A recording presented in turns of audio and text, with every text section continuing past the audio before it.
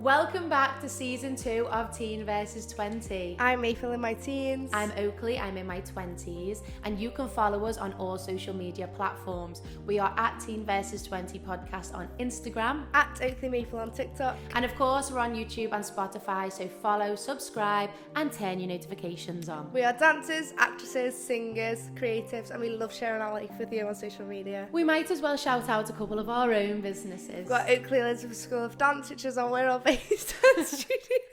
And our dad's company is Chris Briscoe Builders and they specialise in loft conversions and extensions. We hope you enjoyed this episode. Yay! Bye! I think that's fine. I think that is fine. Oh, this is a shambles. Santa disappears when you're 22. That has got nothing to do with what I'm trying to say. And I just broke down 3 things that scare me the most. My family is the most mental people you'll ever see in your whole entire life. You are one of my scariest things in the morning. It's ruining my life. This messy pup. What do you mean you can't read me mind? Oakleigh created Oakleigh Elizabeth School of Dance. What? I don't know. You're looking at the mic like that, yeah. And history repeats itself. I had a very exciting meeting. The sudden realisation, I've been doing that for 10 seconds and it's been really helpful. I know what I'll be doing when I'm 50. Mom, that's horrible! Not me bra showing. I couldn't make him the person that I wanted, and it's a really exciting thing that has come out of a really scary situation. I am literally like, la la la la la la la la. I'm 22. Let's talk about the exposure therapy. Right. Stop it, Mum, you know I'm bad at jumping. I'm in. Okay. Hi, everyone. Happy Halloween. Happy Halloween week. I've decided that I'm going to be doing like a little bit of a Halloween countdown. Today is the first day and we're doing a little solo pod. Because why not? I did actually have like 3 guests in mind who I'd messaged and I'd said like, come on me pod, I've got loads to ask you, I've got loads that I want to find out. Will you come on me pod? Sound, yeah. Organised date, and then I got tonsillitis over the weekend. Well, I thought I had tonsillitis. I didn't actually have tonsillitis. It was just more of like being run down, you know, when your whole body just like collapses on you. So I didn't actually have tonsillitis, but I was sick, and I said to one of the guests, I said, let's reorganise and let's reschedule because I'm not well. I don't want you to catch anything, and like this is my home, so I don't want you to like come in and me be sick, because when you're in my home, you're more sick than usual when you're in your own space, aren't you? So I didn't want them to come in and be like that. So today is a solo pod. Hope that's okay. I love a little solo pod sometimes because I get to come to you and I get to have a little therapy session with my camera and all my friends. So that's what we're doing. And I'm drinking out of a straw today because last time when I done a solo pod, I was like the whole time. So we're doing a straw if I need a green tea, but I probably won't even drink it. It's boiling hot. Right, let's get on with the pod anyway. I get a little bit nervous when I'm on my own. I know I keep talking about this, but I do get a little bit nervous. So I've got some cue cards with me about what we're going to talk about. I thought that because it is a Halloween special, let's jump right in with 3 things that scare me the most. That is the title of the pod. 3 of the scariest things that I think exist in the world. And it's not going to be about dogs. You all know that I've got a phobia of dogs, don't you? Well, actually, I've not even talked about my phobia on my podcast before. My 3 things that I always talk about on the pod is America, the fact that I've been to college and I'm a dancer, singer, actress, performer, and boys. They're like the 3 topics of this podcast always, unless I have a guest and then I get to talk about them. Anyway, I've not talked about my dog situation because it's like irrelevant at the minute because I'm not really scared anymore.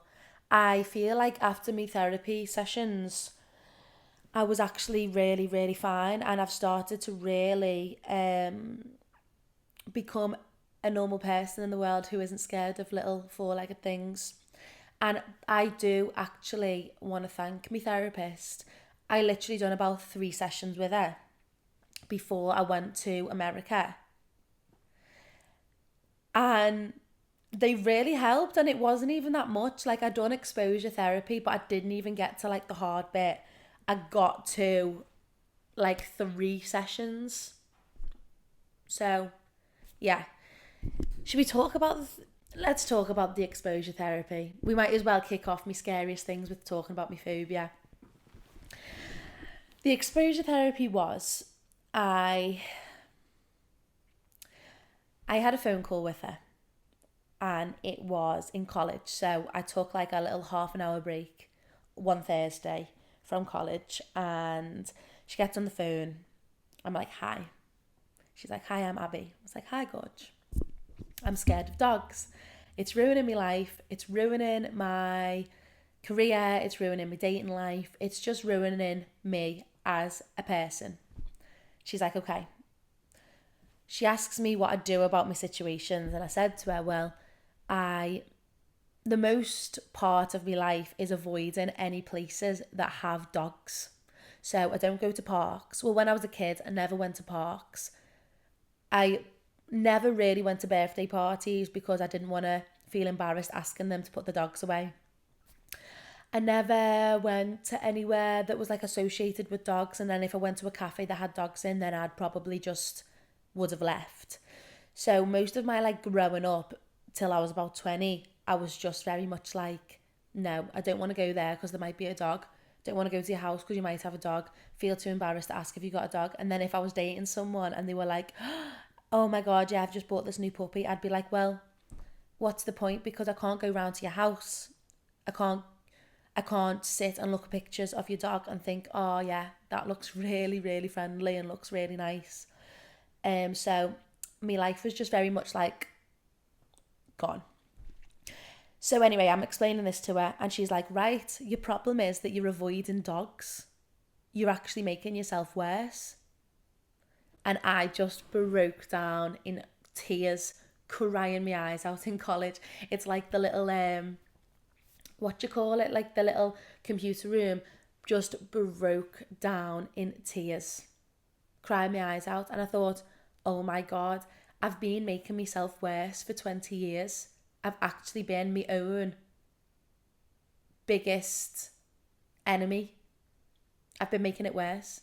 So after I realised that, it instantly clicked that I just need to start putting myself in situations where there are dogs, and that's what part of my therapy was. So after that first call with her, she put like a ladder together. So it was like the dogs that you are less scared of to like the dogs that you are most scared of, dogs or situations. So my easiest situation would be like a miniature Yorkshire Terrier, someone holding it and walking past me. I could do that with my eyes shut, do you know what I mean? My worst would be like a big Doberman in a park. I'm stood and there's nowhere to like run to. So that was like the worst. Basically how this ladder works, and I don't want to talk about this forever, but basically how the ladder of exposure therapy works is you start off with the easiest thing and you work yourself up to the worst thing in your eyes. So I only done 3 sessions with her. So the first one was the avoidant talk, which made me cry. Second one was she didn't make me, she encouraged me to watch it's so funny. She encouraged me to watch a video of a Doberman being trained.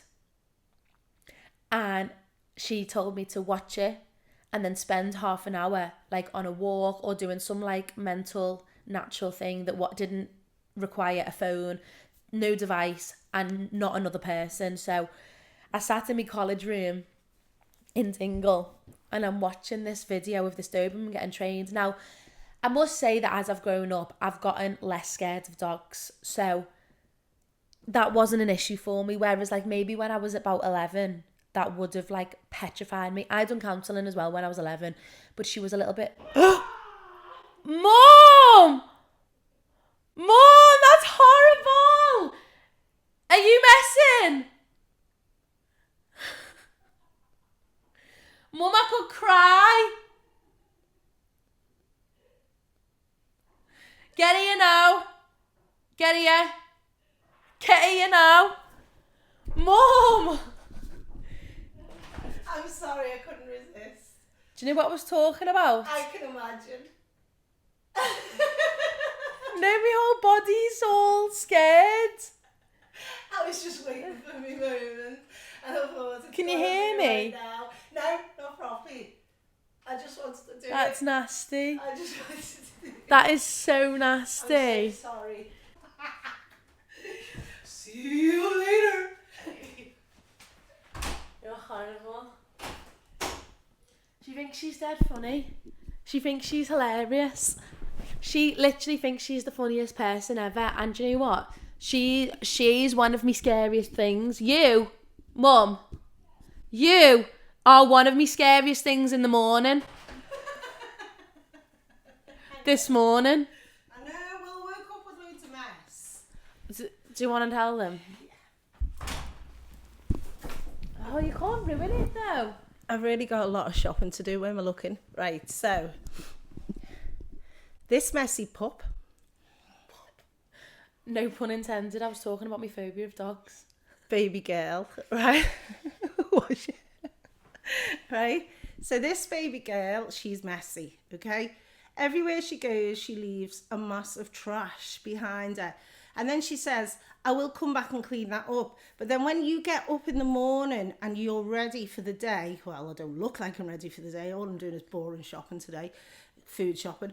So I end up literally getting up this morning. I don't feel very well anyway.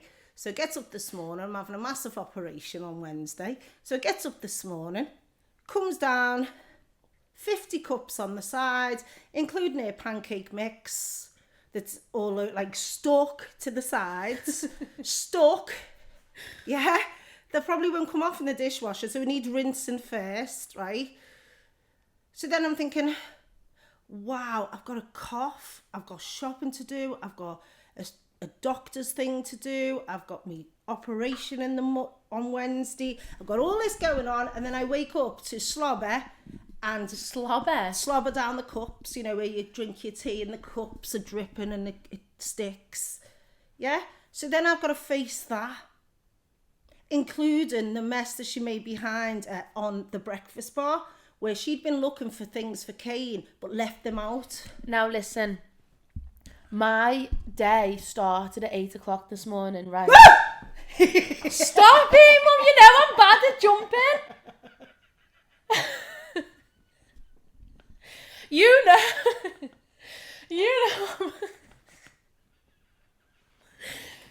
how scared I am of jump scares. That scared me though. No, don't make me scared, because this is from the loft. There's probably a big spider. That scared me though. She does this when she doesn't want to listen to me. Go on. Don't jump me again. Well, Don't. I'm not going to jump. Promise. Promise. Okay, go on. I promise it's all gone now. It won't be funny anymore. It won't, because I've done it too many times. I've done it twice already. My day starts at 8 o'clock in the morning, right? Yeah. So I know I'm around this house, but you're not the only person who lives here. I know, but there's nothing worse when you've been coughing all night. You've got things on your mind. You've got to go shopping. Right, but you know what I know what I done this morning? You've got to do this. And you know what I done this morning? Come downstairs, made me breakfast. Yeah. Right, you're not listening, are you? Yeah, I am listening. Come downstairs, made me breakfast, watching The Office. Kane gets on the phone, can you find me Park and Find? Found his Park and Find. Yes, all on the breakfast bar, but that is where I was working this morning. Then, when I went upstairs to get ready to come back down, whilst I'm about to come down, you then came down. So you've seen that, but I was coming down. Okay, well, it's not just today though, Oak, you're messy. I'm not. Yes, I'm you actually are. not. Have you seen me room? You're one of the most poised, amazing girls that walk out the door. Like that thing on, there's like this thing where the daughter, like they say, when your child's made themselves something to eat in the kitchen and it's all blowing up behind them. Have you seen it? No, she's just walking out slow. And she's walking out dead slow. And it says when your daughter or your child's has just made themselves something to eat in the kitchen, and it goes behind them. And that's you. And also, can I just say one more thing while I'm at it? Because if I get off my chest, then All right. I'll get good shopping, right? So, So then, not just the dishes, not just the rubbish that she's been eating, not just the slobber on the cups, but also, do you know when you plug your phone in and the wire's like 50 million miles long? She's got them all crisscrossed. One for a camera, one for a computer, one for a mics, one for this. But it's all on the breakfast bar, so you can't get anything else on. But I was using the breakfast bar, so I've sort of... I know, but can't you do it neatly? Can't you like just wind it up a little bit? You know I'm not a fuss pot, am I? No. I'm not a fuss pot. I'm not that bad with the home. I believe in enjoying your life and not sitting in the house and worrying about every single little bit of your home. It's lived in. I don't mind. Like, I'm just looking now over there. Over there. Don't look at it. I'm not looking at it. Behind the camera is my office. Like, this room is my office. Yeah, but a nightgown's on the office table. Yeah, but I just... I just worn it just then, and I've come to do my podcast. Just hang it up. Doesn't need hanging up, because when I'm done my podcast, I'm going to put it back on. Okay, it's fine anyway. But anyway, yeah, so, yeah, I just think you could just be that little bit more considerate of others around you. Okay. Okay? Yeah. All right? Yeah. Now, I'll leave you to it. That was funny, wasn't it? Hilarious. It was. Am I all right to go now? Do you need to say I didn't anything? invite you in. Didn't you? I thought you did. Right, okay, so I'm going now. You don't fancy coming to Farmageddon with me, do you? Absolutely. You messing. That was petrifying enough. I know, but I'd love... No, Mum, I'd probably die. Anyone want to come to Farmageddon with me? I would love to go. I think I would die. I'd have a heart attack and die. Imagine, I can't even have you chasing me up the stairs. I know, you are bad. But it's the probably our favourite time of the year as well, though, isn't it? Yeah, we love Halloween. I think that we do love it, don't we? Why do we look at the mic when we talk? I look at the mic. What? I don't know. You're looking at the mic like that? Yeah. I don't know why I'm looking at the mic. That's a microphone, that's a camera. I know, but you got two on, you see, and I don't know. I know, but I have to look at myself because sometimes my camera dies. It's not that good of a camera. I know what I'm asking Santa for this year. No, you're not asking Another Santa camera. for nothing. Yeah. Santa disappears when you're 22. What? But we've got to look at the youngest. The youngest is still 16. I know, I'm only joking. Santa's amazing. I love Santa. I love him. Love Santa. Like his kiss, I'm going, mwah, love you. Enjoy, love you too. You. Sorry about I that. love you too. But not sorry. Look at my hair, I've got a cheek coming on here, haven't I? Hey, It's alright. I know. But I'm still rocking it. Still rocking out Still till Elizabeth rocking School it of up. Dance. Yeah? Oh, yes. Do you actually mind going and grabbing me a tissue dead quick? I've got a snotty nose again. Got problems. Bye. Bye, love you. Love you. It's sweating in here, you know. Oh, I've got the heating on, that's why. Can you let me do my podcast how I like it? See what I mean? Do you see what I mean, guys? Right. What's she looking at the mic for as well? Oh, yeah. Imagine. Right, so, where was he up to? Should we just forget? Let's stop talking about my phobia. If you want to ask me about my phobia, then just message me online because we've got things to do. It's only me. I've got 3 things that scare me the most. Halloween edition. That was scary enough. Like, we might as well just finish the podcast now because that was petrifying enough. Anyway, also, she can't be starting on me when she calls me all the names under the sun and then comes down like, ha ha ha ha. Anyway, number 1. The sudden realisation that I'm an actual human adult is petrifying. The other day, I go and get some steroid sinus spray, right? I go to the pharmacy, she goes, do you pay for your prescriptions? I said, what? Do you pay for your prescriptions? I was like, I don't know. Now, I've not been sick, touch wood, in like years. I'm never sick. My immune system is really good, right? I'm never sick, never ever sick. And I would never really go to the doctors unless I was really, really, really poorly. She goes, are you exempt? Like, look at this list. Do any of these like match? It's like, I don't know. It's all different things that you can be exempt from paying your prescription. And I was like, no. Are you a student? Not anymore. Are you this? Are you that? And I was like, no. I had to pay a tenner for me nasal spray, which like I'm super grateful that I'm like sort of not on the list, if that makes sense. And I'm grateful that like I can afford to pay for my prescription and we live in a great NHS country. But I was like, what do you mean? I'm an adult. Like, what am I paying my prescription for? That then went on to the fact that like all of a sudden the news is really affecting my mental state. And before, when I was a little bit younger, say like, I'd say before 22 actually, I'd say like 21 and under, I've been very much like, la la la la la la la la, like the news, whatever, the news is everywhere else. The news is just fake news. Don't believe what the government are telling you. Now, all of a sudden, I am like, no, I should really listen to the news, because even though it's affecting other people in the other places, it's affecting me too. And I'm starting to be really empathetic about the news and the world. And I think that's a good thing. I don't think you should be ignorant to what's going on in the world. But the sudden realization that like this is real life and it's not just a movie is petrifying. That then stems to conversations I've been having in work. I've gone back to work in Sexy Fish again because I'd had a whole situation with my car. Now that I have a car, I can drive to Manchester, so I've been working again. Anyway, having the conversation with the girls in Sexy Fish. Sorry, why are we absolute grown adults? And I don't even know where this is like all of a sudden come. And then she was saying maybe our frontal lobes are developing. I hope so. Like, it's a good thing that I'm growing up. And yes, I want to be an old person. I want to live till I'm about 100. But I think the like mental and the spiritual growing up is like become a shock to me. Because I think for a while I've been like a teenager in my brain, and all of a sudden I'm actually really 22 and I'm paying for my car. Now, I don't want to come off as like a princess, but my first car, which was Oakleigh, R.I.P. Oakleigh, my dad paid for him. He was my first car. I got him for my 18th birthday. Yeah, my dad did pay for him up until literally like 2 months ago when it got scrapped. So since the age of 18, I've had my car paid for. So I've been driving around without any responsibility of paying for it. I paid for my own petrol, paid for any of the work that's been done to it, like the wheels or any scrapes and scratches. I paid for my own MOTs and stuff. But I mean, like the insurance side of things, my dad's always paid for it. This new car that I've got with 9 points on my licence and having to actually pay for the car monthly is killing me off. Money wise, that's fine. Like, it's okay because gratefully I have the money. But the responsibility of putting aside like £300 for my car a month that isn't going towards like me just living my best life is mental.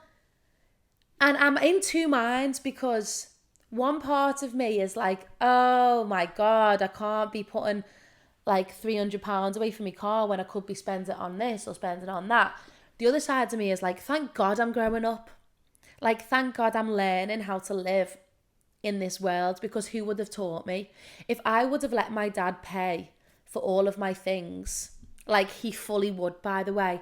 My dad is very much like, he'll teach me the life lessons, but he's so full of love and heart for his family, especially his daughters, that I think if I asked him, he would actually pay for me whole life. And I have to put a stop to that. I did say to him, I said, Dad, I'm 22. You can't be paying for me life now. I have to learn the hard way. And I literally is learning the hard way. And it's crazy. Especially the points. The points are killing me off, because at first I was trying to find insurance with the 9 points was like £500 a month on a car. Are you for real? Then on top of that, we all know that my car, my nan lent me the money for it, so I'm paying my nan back monthly instead of like paying what they called, like a lease. Instead of paying like a lease every month, I'm paying my nan, because I couldn't get a lease because of my whole being self-employed situation. That has got nothing to do with what I'm trying to say. What I'm trying to say is that the responsibilities and all this money and budgeting per month is very adult of me. It's given adult, which is mental. So that is number one of me becoming, like, one of the scary things is that I'm an adult. Am I not a kid? No, I'm not. I'm an adult. And the logical future. This is in my number one. The logical future. I have friends who put aside money, savings. They put aside money for pension, life insurance, all these things, which is great. And the more people that I have on the pod, the more I get to learn about this, because we didn't learn it in school. And also, us as a family, we are very, very much live in the moment types of people. I don't think that any of us have any savings. If we get money, we spend the money. We don't put aside for holidays like next year. If we've got the money, we'll go away next week. Does that make sense? And we live our absolute best lives. We have the most fun. We're mental. My family is the most mental people you'll ever see in your whole entire life. Don't know where I came from, because I don't think I'm very mental. I think I'm quite chilled.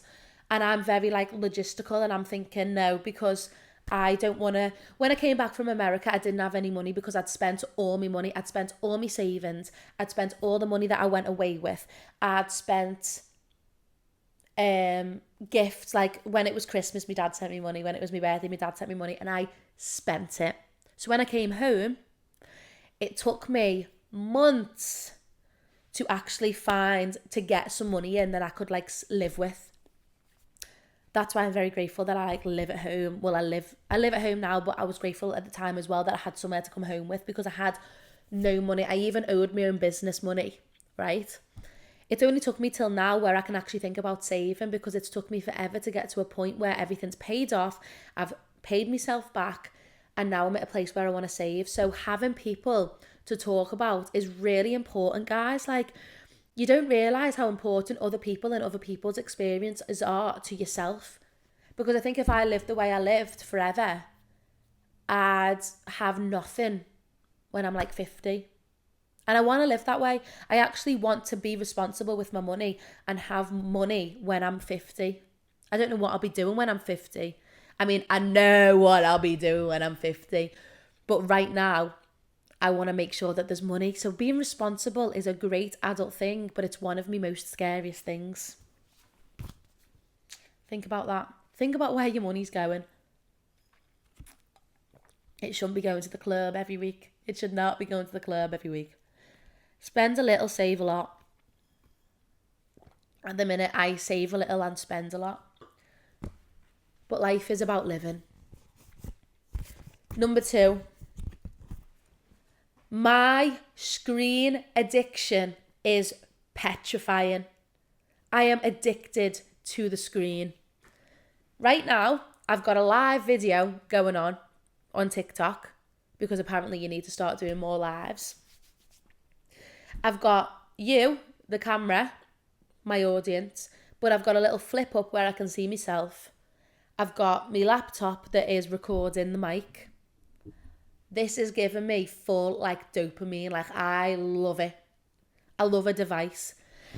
I had a conversation with a friend in Sexy Fish with Maddie. I literally have like talk about Maddie in my little notes, because we were having our deep conversations as we do in between sets.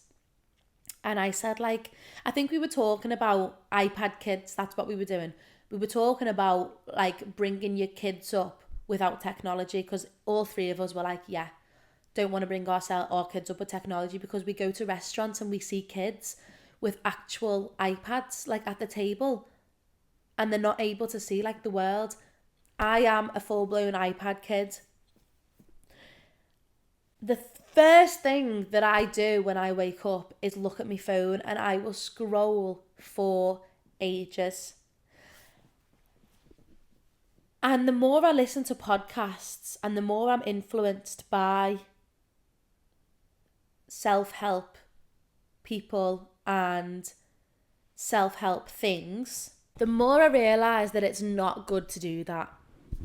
So it is a problem, it's a concern, and I think it's a full-blown addiction, because I will go on my phone as soon as my alarm goes off, because I wake up to an alarm every morning regardless. Like, I like to wake up at like 8 o'clock every morning, if not earlier. I am literally like, my eyes are barely open. I'm squinting, looking at my phone this close, and I am like desperate for some social media time, some device time. I will check my Instagram, all 4 accounts, Oakleigh Briscoe, Oakleigh Creative, Oakleigh Elizabeth School of Dance, Teen Versus 20 and Oat Milk Productions, right? I've got 5 Instagram accounts. Then I will check Facebook. There's literally nothing happens on Facebook, but I'll check Facebook. Then I'll check my Snapchat, check everyone's stories.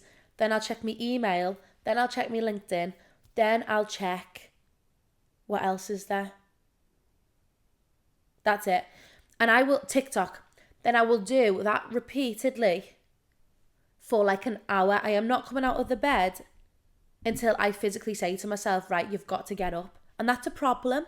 Like, that's a scary, scary problem that I've had. So I had a conversation with Maddie. And she said that she started not putting her phone on airplane mode literally until she's had breakfast, and then she'll go on it. So she'll spend like half an hour to an hour of the morning device free. And I thought, okay, I'm going to change that, because Maddie's quite a cool girl. Like, she seems like she's got a head on her shoulders. She's funny. Like, she's really funny. And I actually started only really having conversations and like seeing her properly like Friday, because we know each other, but we never worked with each other really and had deep conversations. And she's fab. We're very similar, actually. Anyway, so yesterday and the day before, what day are we on? Saturday morning. So she told me Friday night. Saturday morning, I wake up to my alarm, and I literally done this, like, turn my alarm off without looking at my phone. Took a massive deep breath, because it takes a lot for me to not go on my phone. I took my phone in my hand, walked downstairs, had my breakfast, and I watched The Office while I ate breakfast. I don't think that that's as bad as looking at social media, because it's a bit of not me bra showing. That's a little bit of creative juices. It's a little bit of inspiration. The actors are great. I love The Office. It's a lot different than scrolling on social media to see like people's lives. So I watched The Office while I was having my breakfast, had my coffee, and then I went on my phone. And do you know what? It was the most wholesome morning that I've ever had in my life. And I didn't get a headache. Normally, if I've been scrolling on my phone in the morning, I'll have a banging headache all day because of the screen. I've even ordered some TikTok blue light glasses.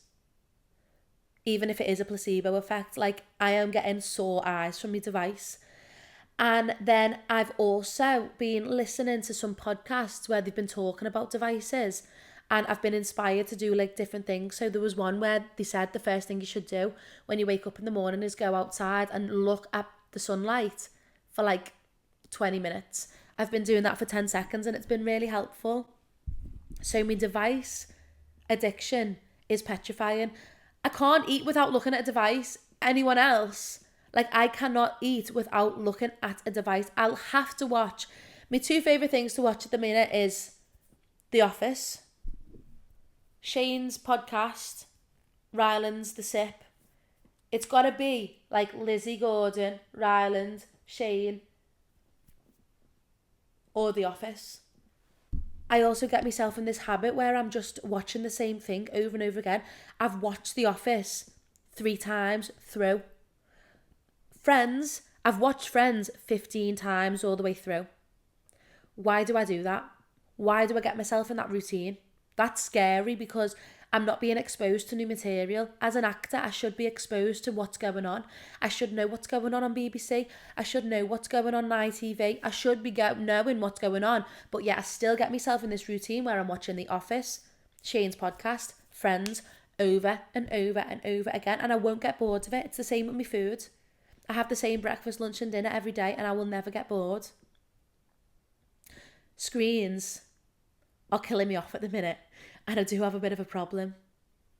But I'm working on it. I'm not going on it in the morning anymore. And I've tried my hardest to go to bed reading a book with a little sleepy tea. It's proven to be quite difficult, especially in our house, because everyone's always singing or just being mental. So I have to physically tell people to shut up. Like last night, my mum was singing, and I had to say to her, like, please, I'm going to try and go to sleep now. It was like 10 o'clock. And everyone in the house is like night owls, so they stay up till all sorts of the morning, but I'm very much like a early bird, so I'm trying to put my phone on do not disturb airplane mode and just like sipping with a book. It's so difficult, but I am trying. I really am. The one thing about me there was like, I will try. I'll do anything to change for the better. Do you know what I mean? That is meant to be there. She can't just come in and destroy things.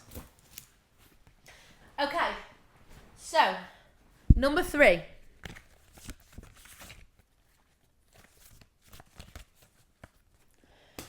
The fact I can't change or control other people is petrifying to me. What do you mean you can't read my mind?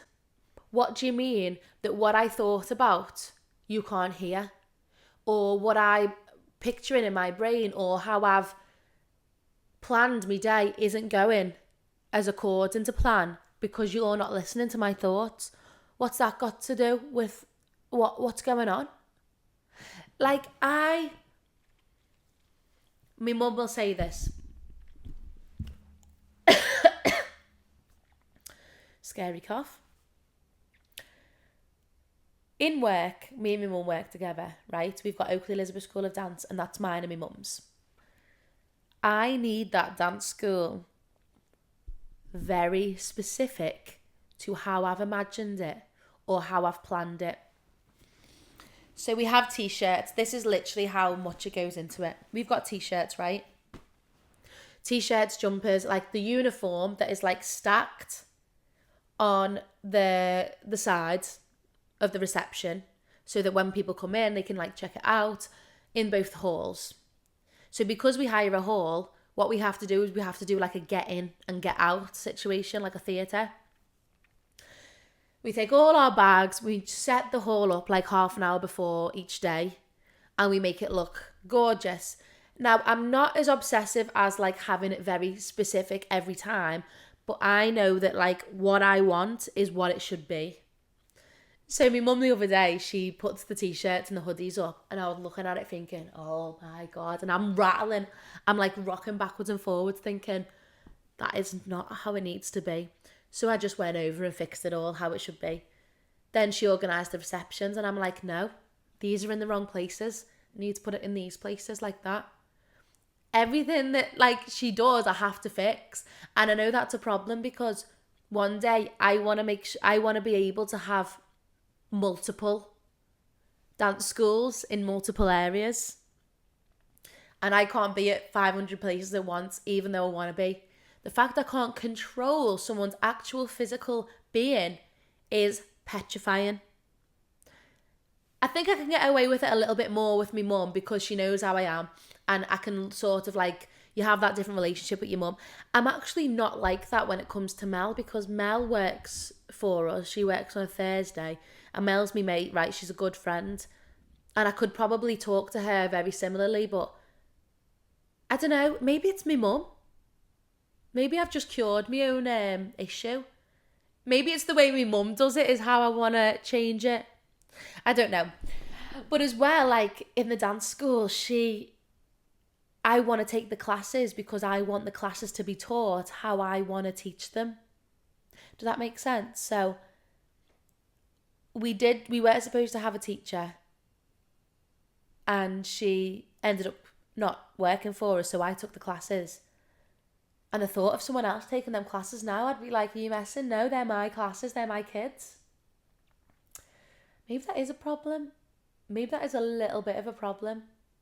That's a problem that I need to fix because I want to make sure that the dance school does exceed. Now, the way I'm talking about it is really dramatic. It's really not that dramatic because the setup for the days at dance are different every time, right? They are different every time.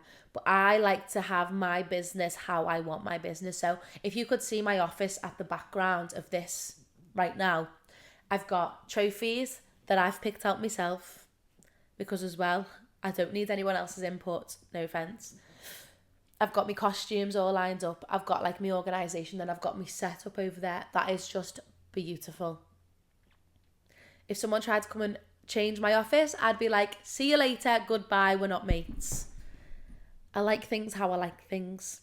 This morning, actually, Kane rings me up. He's like, what are you doing today? I was like, well, I've got my podcast, then I'm going to work, and then I've got dance tonight. He's like, can you go and do this job for me? And I was like, my whole body was just like, no.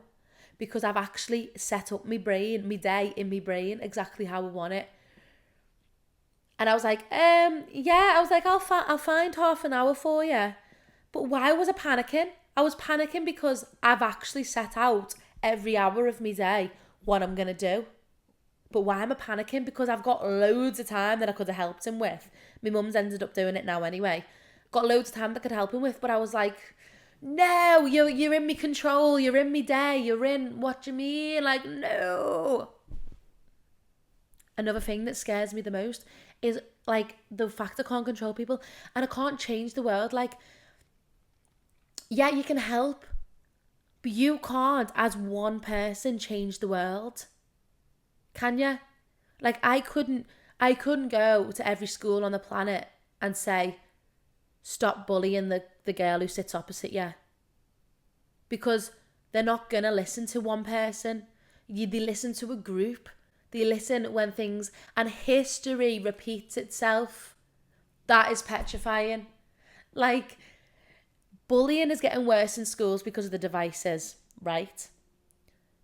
The fact that kids don't listen to grown-ups anymore is petrifying.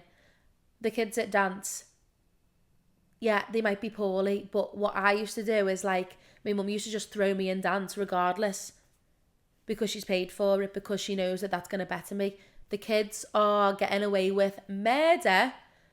They're bullying everyone even worse because it comes home with you on the devices. Like, why can't I change? What is going on with me bra?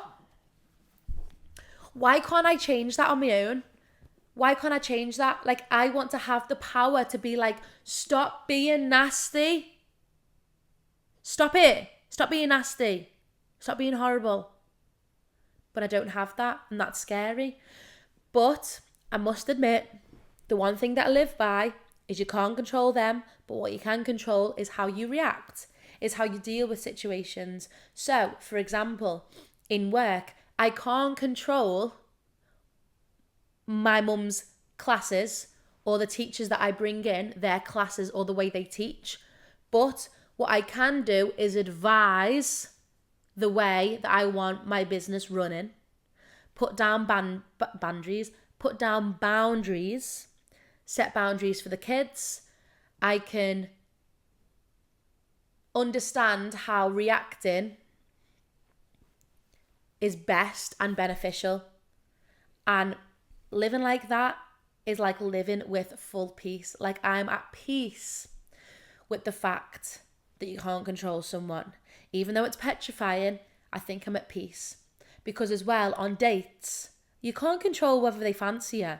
Like, they either fancy you, they are either interested or they're not. Also, there's a huge difference in fancying someone, thinking someone's attractive and wanting to spend your life with them. And I went on a date on Friday. Let me tell you about my date. Oh, bless him. So, I met him on Raya. He's from like Essex, so he's years away. He's from Essex, right? We meet on Raya, we're chatting for ages, lovely guy, looks gorge. Online, he looks gorge, right? In person, he was gorgeous as well. Fair enough. Go on this date. I picked him up from Liverpool because he had spent the night in Liverpool so that he could go on the date with me, which I thought was really lovely. Like, travelling from Essex to come see me was really nice. I pick him up because I don't drink, do I? So I drive. So he was in the docks having a drink and I was so late to this date. Oh my God, I was so late because I was taking my mum and dad to a party. I pick him up from the docks. He gets in the car. And he's very like, yeah, like talk like that, like Essex, woohoo, like very much. He's got so much energy, which I love energy. Anyway, long story short, I wasn't feeling it for numerous reasons. It just didn't feel right. And I know straight away whether this is someone that I want to spend my life with. So for my previous 2 boyfriends, I just knew that they were going to be my fella. Like, I just knew they were going to be my boyfriends. They both only lasted for like 2 or 3 months, but I still knew that we were going to be together rather than just like a situation. I knew we weren't going to be together. I knew that I wasn't into it. Anyway, I plucked up the courage to say to him, I'm not feeling this. I took myself downstairs. We were in the Alchemist. Took myself downstairs to the toilet. I looked at myself in the mirror. I was like, Oakleigh, the only thing you control in life is yourself. So you either keep spending time with this boy who you're not attracted to, who you don't fancy, who you know isn't going to be your life partner, and suffer the fact that he fancies you, he's into you, and he's holding your hand, he's being touchy-feely, and you're not liking it. Or you take it upon yourself to shut it down, apologise. Well, there's nothing to apologise for. It was literally a first date. But, be mindful that he has travelled all the way from Essex. Be polite, shut it down, and get on with your night. Which one do you rather? Kane was in Zen, so was Emily and Kaya. I was thinking, okay, well, if I shut it down now, I can go and see my brother, I can go and see my friends, and my life is all fine. So I was like, okay.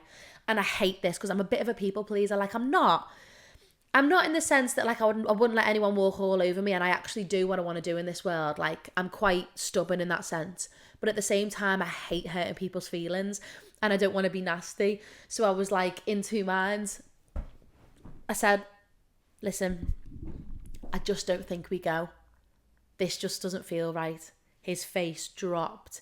He literally sipped his drink. He was like, sipped the drink so quick, and he was just turned into a whole different person. He was like so standoffish. He like puts his hood up, and he's like, right then, he's like, right, well, I'll go to the toilet then, and then we'll just go our separate ways, yeah? It's like, okay. He went to the toilet, and I was like, oh my God. I'm like the worst person in the world. Like, I'm actually the worst person in the world. I felt horrific. And he was a lovely person. He was a great guy. Like, he was gorgeous. He had loads of personality. He knew what he wanted to do with his life. But I just didn't fancy him. Like, I didn't get that vibe where I have done in the past. So I just didn't want it. And it's fine. Like, that's life. And in that moment, I made a choice because I could control myself. I couldn't control him. Like, I couldn't make him the person that I wanted. I couldn't make him the date that I wanted. Do you know what I mean? Like, I couldn't make him the person of my dreams. But what I could control was myself, and to keep myself out that situation, because then now I'm open to more people and more men in my life. So that's number 3. And I think we should finish the podcast off with people are talking on me live.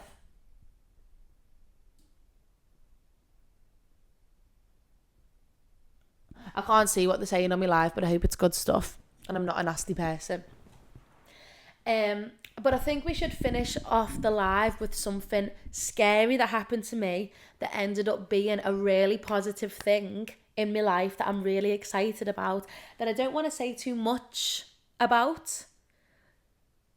But I had a very exciting meeting a couple of months ago.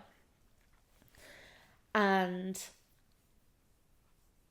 the meeting itself was quite scary because I'd not done this before.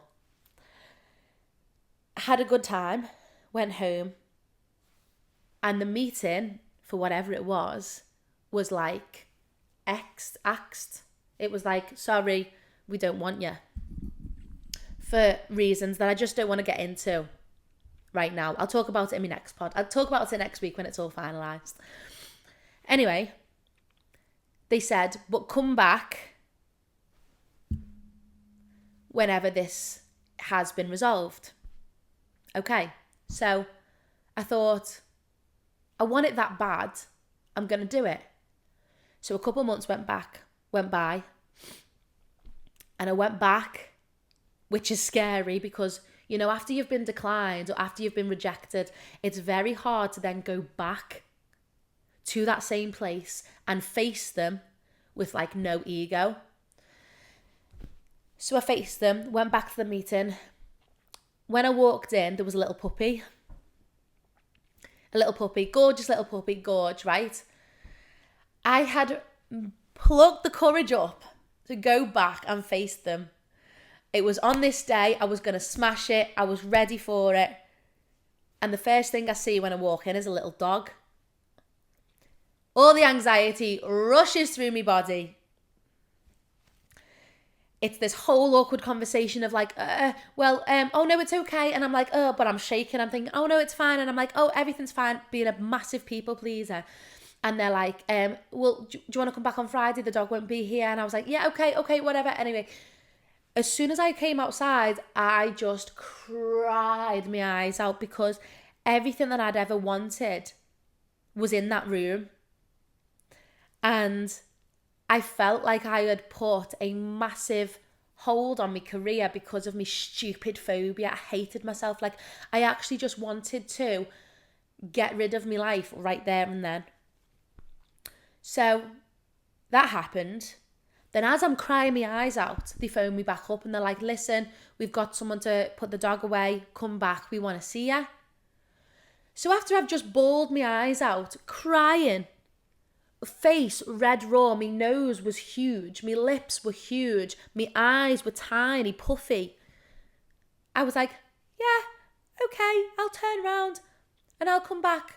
I'll come back now. I had to then, after being rejected the first time, I felt like I'd been rejected again. Had to get myself to the pub, wash away all my redness, wash away everything.